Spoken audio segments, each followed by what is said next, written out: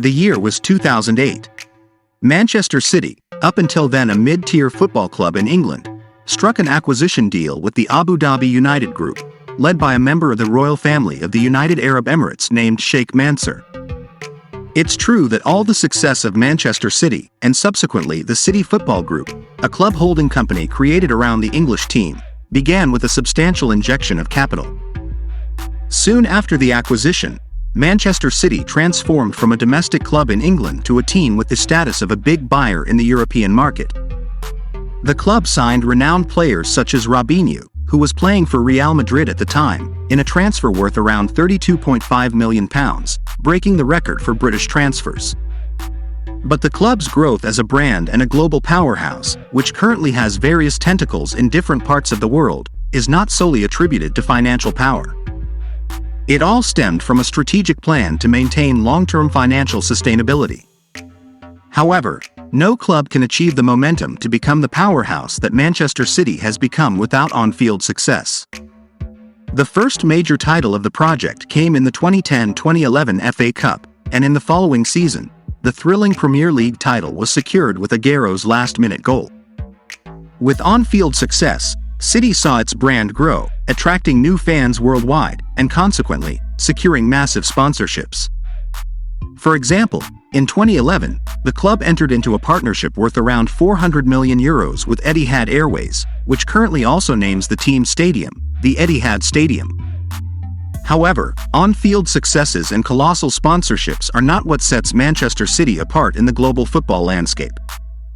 What truly sets City apart is the complex and innovative business model the English club has developed to maintain sustainability over the years. The idea of becoming a truly global club, with a presence in different parts of the world, inspired a bold and innovative project. But behind this project, there is a key individual who transformed Manchester City organizationally. Ferran Soriano, the pillar of the project. In 2012, Ferran Soriano arrived at Manchester City to become the CEO of the English club. Soriano had previously worked as vice president in the finance sector of Barcelona from 2003 to 2008, where he had a remarkable and successful tenure. During Soriano's time at Barca, the club's revenue grew from €123 million to around €308 million. What was once a €73 million loss turned into an €88 million profit. Soriano's successful financial experience at Barca was a significant advantage, but what weighed even more in favor of the Spaniard was his innovative ideas. Shortly after leaving Barcelona in 2009, Ferran Soriano published the famous football management book, Goal: The Ball Doesn't Go In by Chance, Management Ideas from the World of Football. In the book, he shared his belief that football clubs could become global enterprises like Disney and Warner Brothers, for example. Soriano saw the opportunity in football to transform clubs into true entertainment industry empires, and he believed that the franchise model was an excellent way to gain a competitive edge over other clubs. Ferran had these ideas since his time at Barcelona, but their implementation was extremely complicated due to the lack of alignment with the club's leadership at the time. However, upon arriving at Manchester City, where he wouldn't have the limitations of Barcelona's membership model, Soriano had the freedom to implement his ideas. So, why does the football club franchise model make so much sense?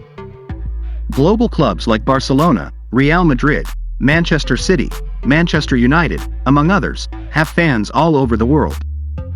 But only a few of these fans significantly contribute to the club's revenue. A fan on another continent, even though they love the club, has limitations in consuming club-related products and attending matches, for example. For Soriano, the solution was for the club to be global but local. What does that mean? If Manchester City has a franchised club in India, it means that the Indian audience can interact more closely with the local club, generating revenue for the group as a whole.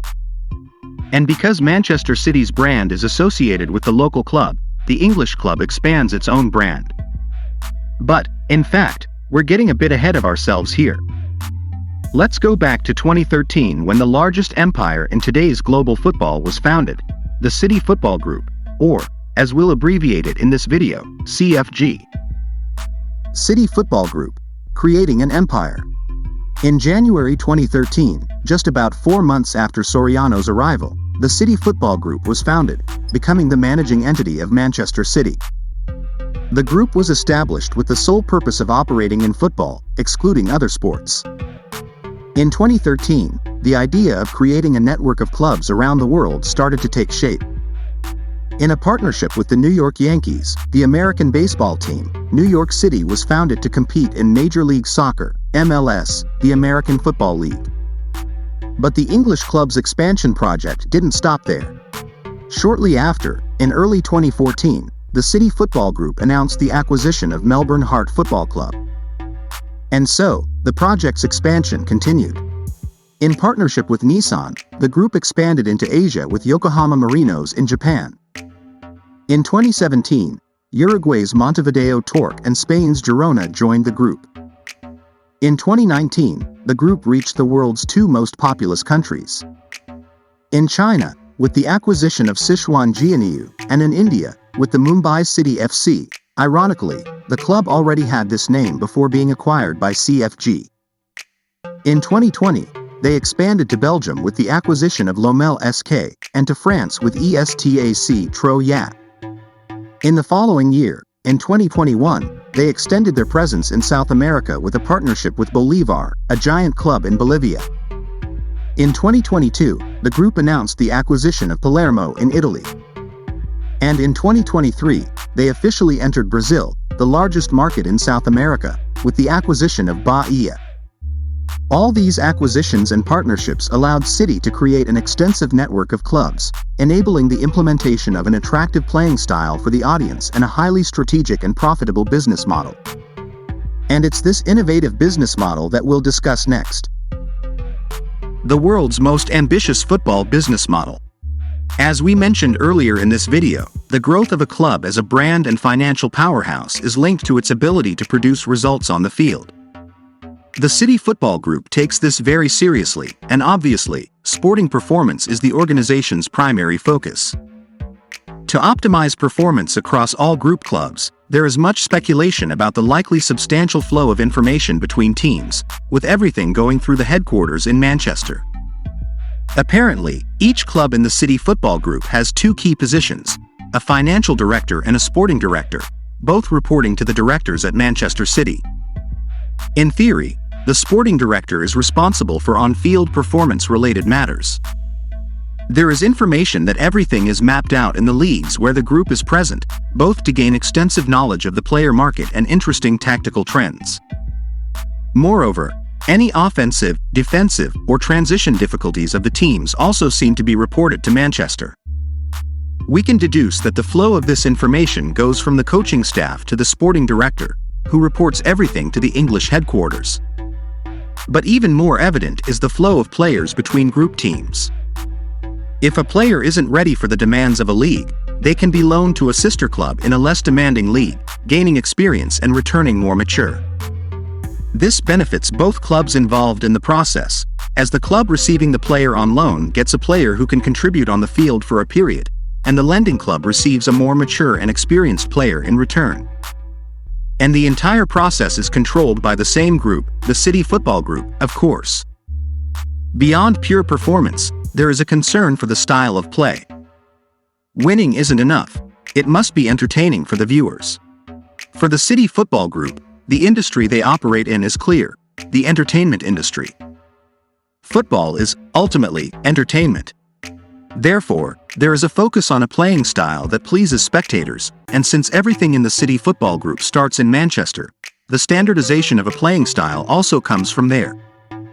And for the task of creating a sporting standard, the group hired a global reference, Spanish coach Pep Guardiola, known for his characteristic style of play, positional play. Pep has been at Manchester City for several seasons now and is already the most successful coach in the club's history. In addition to the on-field results, he has established a standard of quality of play that makes football enjoyable to watch. This attracts more fans around the world who are often close to a local representative, generating revenue for the group. In the end, playing good football not only brings sporting success but also financial returns and enhances the club's marketing. But that's not all. An established playing style provides clarity for City Football Group clubs on the type of player to develop and sign. This is a self-reinforcing cycle. Players, whether developed or signed, who fit the team style make the game more enjoyable to watch, generate more revenue, and attract more qualified players. As mentioned, the City Football Group classifies itself as an entertainment industry company and has been taking more actions to connect with its audience. You may have heard of the All or Nothing series, famous for showing behind the scenes of sports teams. The first football club to have a season in the series was Manchester City in 2018, showing locker room insights and how players behave in their work environment, creating an even stronger connection with the group's fans. Additionally, recently, Manchester City entered into an innovative partnership with Cisco, aiming to implement an artificial intelligence called Wait Time at the Etihad Stadium to generate data on fan behavior on match days. Information such as crowd density in specific areas, traffic, and movements will be analyzed to provide better experiences for stadium goers. The City Football Group didn't rely solely on massive capital injections from its owners but, with some success, found ways to grow and become a global club in a financially sustainable manner over the long term. The professionalization of football is becoming more constant, and the City Football Group is one of the giants setting trends globally. Did you enjoy this content? Remember to click the like button, subscribe to the channel, and click the notification bell to be alerted about future videos. Best regards and see you soon.